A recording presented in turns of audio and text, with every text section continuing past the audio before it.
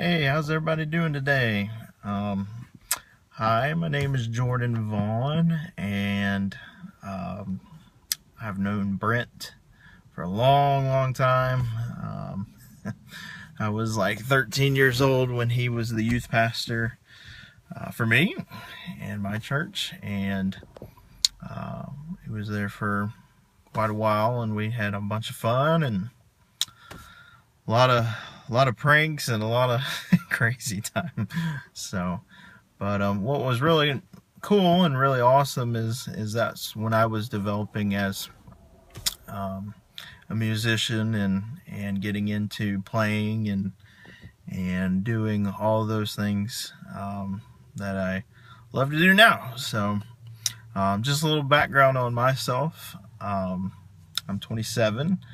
Um, I have taught some students for Brent before with drums. I'm teaching one right now, Chris, and um, I am married to my beautiful wife, Hannah, and we have one boy that just turned 2 this week, so that's awesome, and another one on the way, so it's fun times. It's crazy. But I just wanted to talk to you guys a little bit today about worship, about some of the keys of worship, some things that I've picked up over time. I've been a student in college, worship schools. I've played drums since I was 11, piano since I was 16. I've written a ton of songs, and I help lead worship at my church here. I live in Bentonville, Arkansas, so don't live down there, but I was born in Slidell and raised in Picayune for about 21 years, so I was there for a while. But I'm here now, and I help with our youth worship team as well, and just any conferences or events that go on in the area. I help play or orchestrate those. So worship is a big deal, and it's a big deal of my life. I love to be involved. I love to just be there playing, and sometimes it's not all about playing, because sometimes I play so much in so many services and blah blah blah blah blah that you don't get the chance. I yearn for the chance to just be out there and worship, where I don't have to worry about anything I play or sing or anything like that.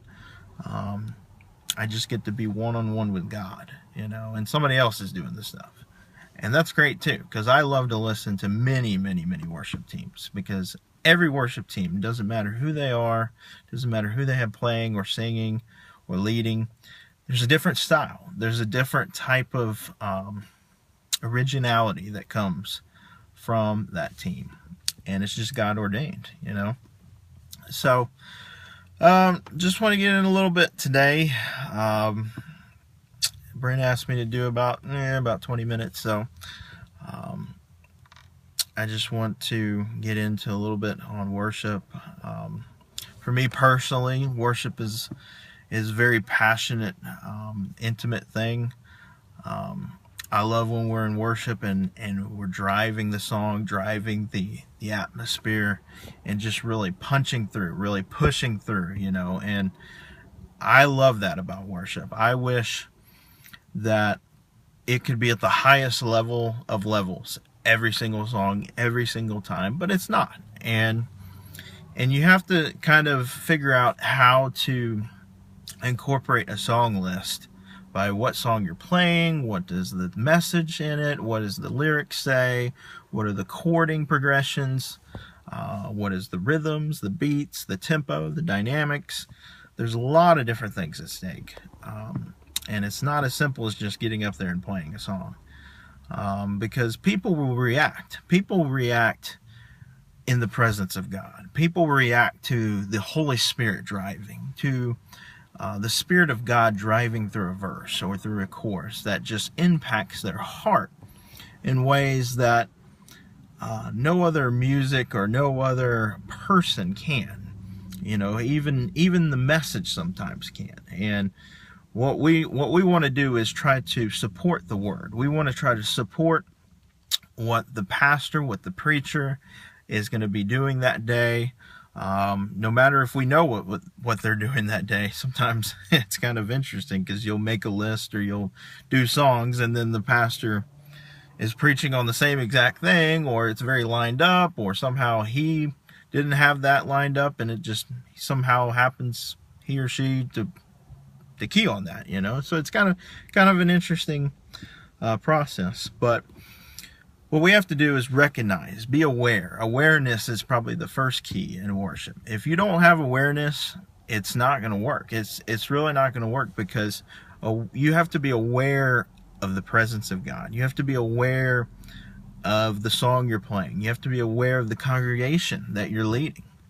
A lot of different congregations have different styles, or different ways they get into the presence of God, or different things that may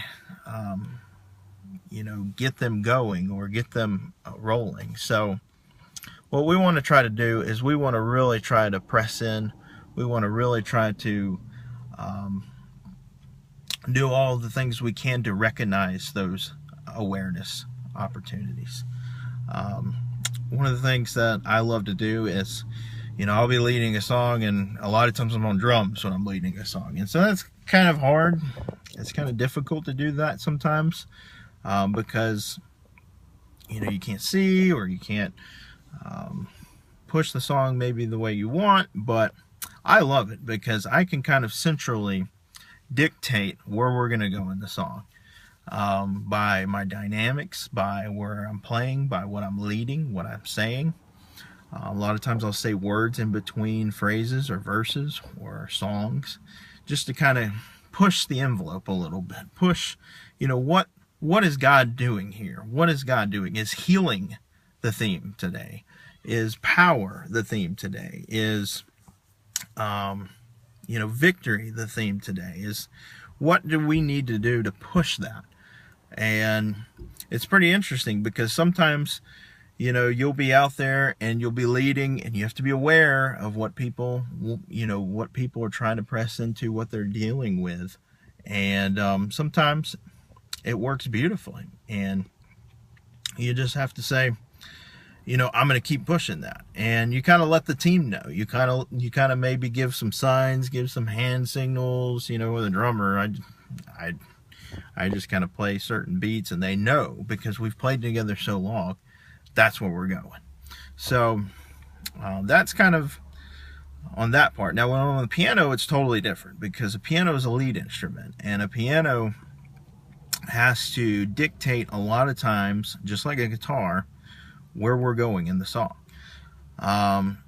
Same with a vocal leader. If you have a worship leader who's leading vocally, then that's a big deal.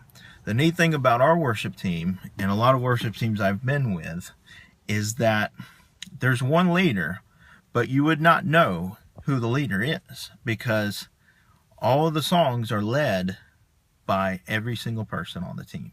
So you've got the drummer singing a song, you got the bass player singing a song, you got the guitar player singing a song, you have a piano player singing a song, you may have just a vocalist singing a song.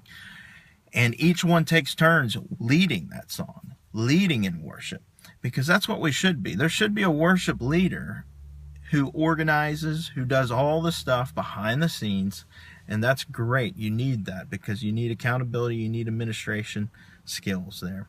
But if every person on the team is at the same level, on the same page, leading, that's beautiful, and it's amazing. And you get a different style out of every single member, a different approach to worship, a different, maybe, this approach is not working today, but the next approach it works, and it's just beautiful, and it's a way to push the Spirit and push, worship in your congregation to a new level. You can do new types of songs, new types of things, new types of areas, and so it's pretty cool. But I'll get into more of that. I'm gonna have part 2 here in just a second. So see you on the other side.